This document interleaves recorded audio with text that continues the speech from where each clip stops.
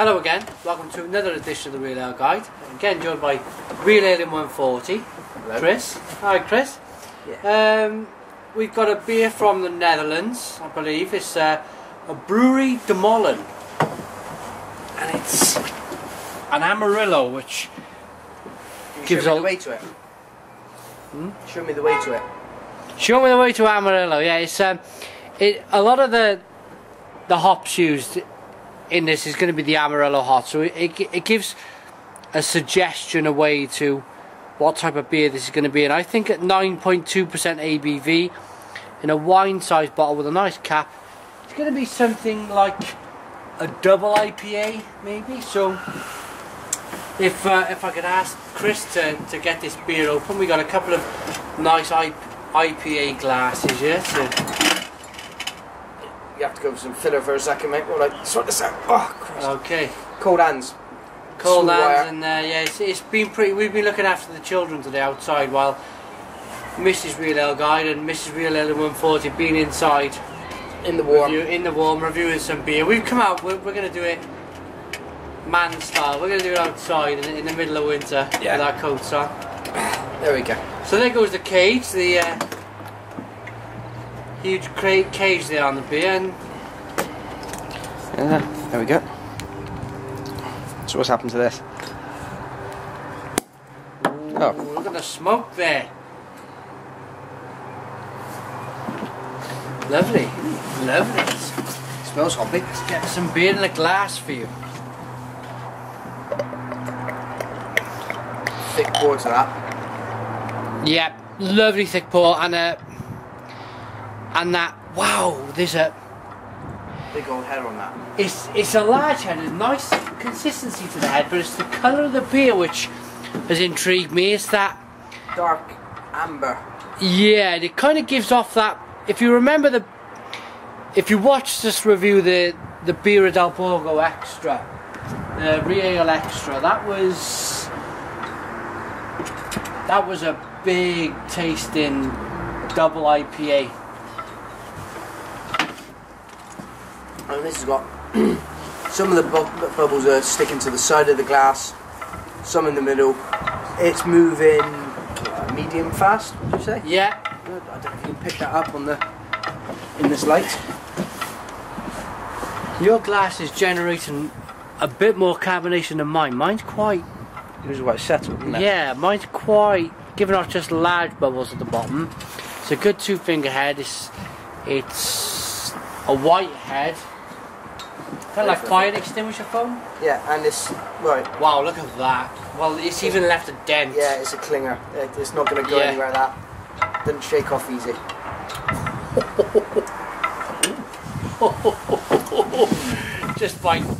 just by tasting the head there, that is. Should we try and fill our glasses up? I'm going to stick with that and let the head clear on that one. Yeah. Yeah. Okay, let's get the nose. Cheers. It's certainly hoppy. Very hoppy, very sweet. You getting the sweetness there? Yeah, I'm also getting the foam off my nose, which I've just stuck it in. Yeah, it's got that piney hop feel to it. Yeah. Absolutely. It's going to be super refreshing now, isn't it? Yeah. We've just had a quick warm up beer. We went for something quite traditional. Yeah. Just to oil the wheels a little bit. Get us going for this review. We've got a couple of beers to review after this, but this beer I'm very excited about. There's a lot of talk about this De Molen brewery. I think it's one of the best breweries in Europe in terms of craft beer. So should we get in and give this a good big taste? Cheers everyone. Cheers.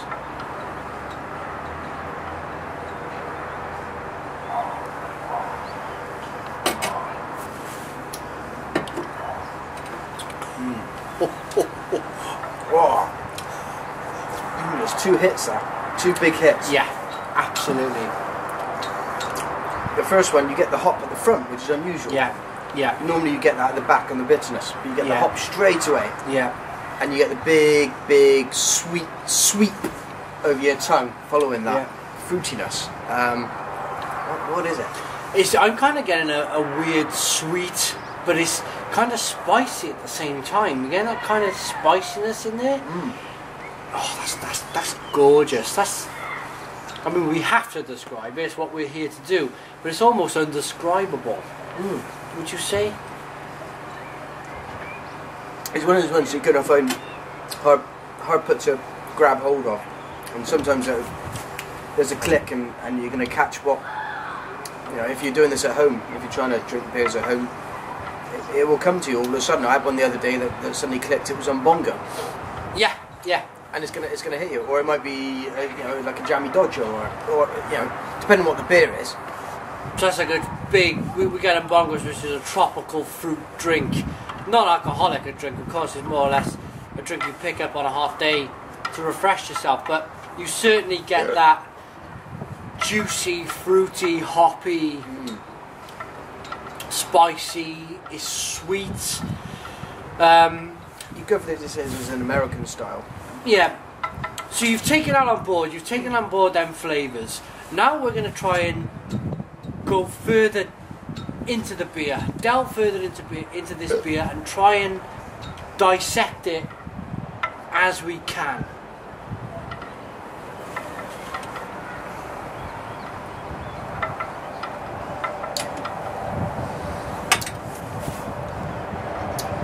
That last little fruit is very sweet indeed.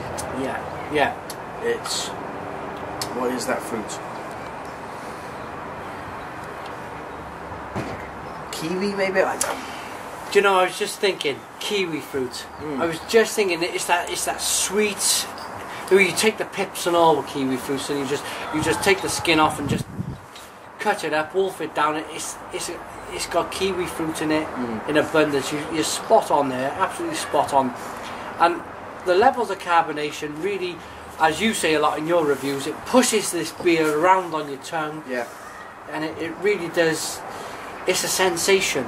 It's a really good beer, craft beer sensation. Yeah, I mean, they make them in this size bottle. We've touched on this with the Del Borgo beers before. Yeah. They make them this size because they're there to share.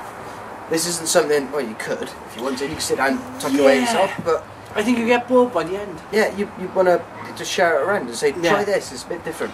It's something to share. It's something which you wouldn't go, right, that's mine. You know, you get that attitude that's mine and I'm going to drink it all to myself, because I don't think by the end of the drink, I think you'd be thinking maybe I want to move on to something else. Yeah. This is definitely been made to share.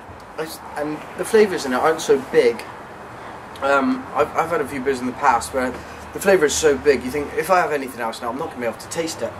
Yeah. This is subtle enough that you can have some of this and then move on to the next thing, which is why it's ideal for sharing. I mean, in terms of, I'm guessing, we're guessing from the language on the bottle, and you know, from a little windmill on the label here. It's from Holland. Where does this sit in the kind of Dutch beer thing for you? This is my very first Dutch beer. But I think in terms of what America has done for craft beer is to get countries from all over the world to produce craft beer, and this is very nice. It's subtly, it is very hoppy, but in a very hoppy, strange way. It's not shooting grapefruit at you, is it? It's not. It's not like a Thornbridge Kipling where it's going to override every single sense you've got on your bitter palate. Yeah. It's pleasantly sweet within that, and it leaves you with a bitter kind of touch at the end. Do you want to touch on the alcohol level here? Where are we? It was it's on the front there. It's 9.2 on the front. 9.2%. I mean, it's not a small one. So it does say to keep for up to 2 years as well. Which is interesting. So it doesn't suggest that. I mean, you've got to drink your hops fresh, otherwise they fade in the beer. This is suggesting that it is not overly hoppy, which we've been just talking about now. It's not overly grapefruity. You probably could, I reckon, if you aged that for 2 years, I think it would round it off. Yeah. Magnificently. It really would. Yeah. Really would. You could see yourself laying down a couple of bottles of this, and it's something the temptation is always that I know that's good, so I want to go back to it. And on those days where you forgot to go to the shop, or you got back after work after the shops are closed, you think, oh, I know that's there already. I'll just tuck that away. Yeah. It's one of those things that you should probably have a go at. You know, let them down sometimes and see what the difference is.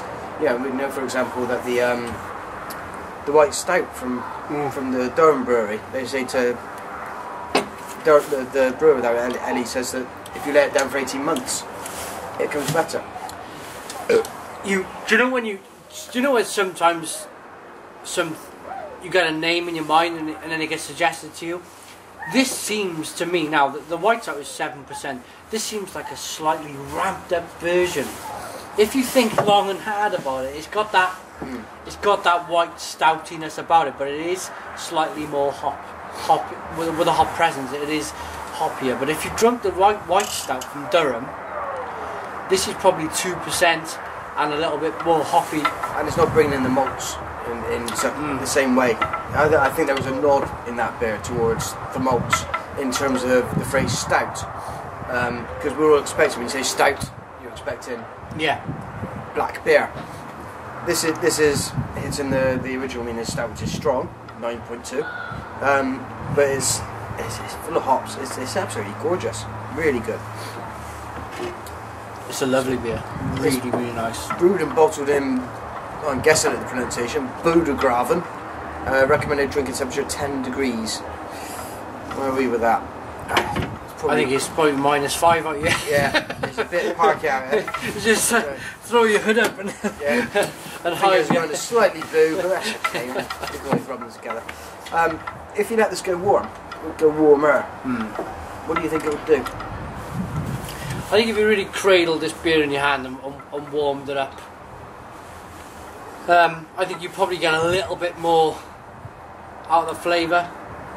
It's got unpasteurised here, so it's a bottle conditioned beer. It's slightly hazy. I don't think we touched on the colour. It's slightly hazy. It's a deep golden colour in the beer. I'm liking it. I'm liking it. I'm thinking it would probably. It's a tough one to call without taking it inside and keeping it for half an hour. I'm thinking the fruits in it might get a bit much on the back of your palate.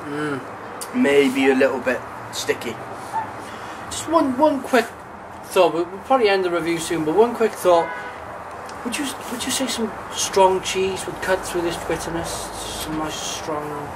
I don't think it would have to be like a strong cheddar or anything, but if you got hold of some of the good Dutch cheeses, actually, keeping with the theme, some Jarlsberg, something like that. Get some of that. Yeah. Just to cut through.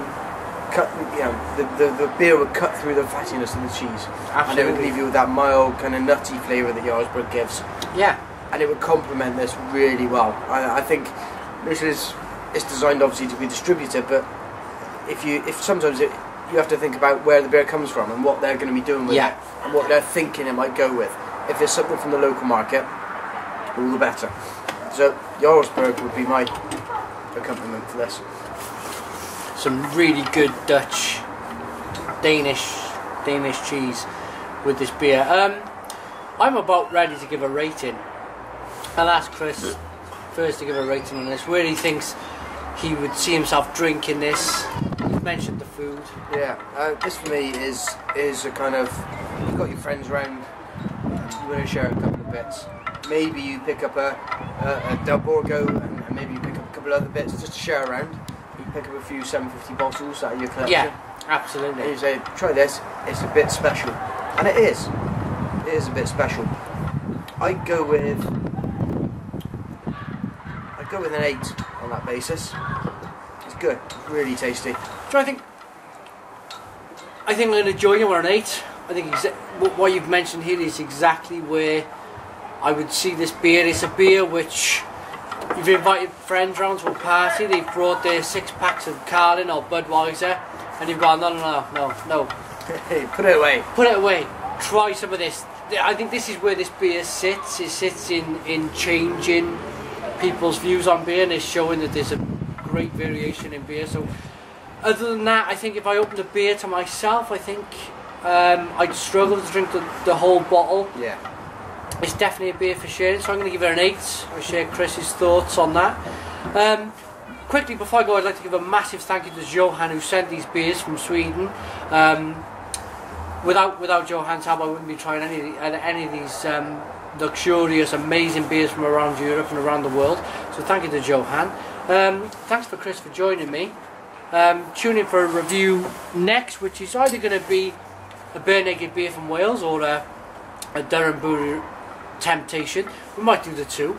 But tune in for more reviews in the next few days, and cheers.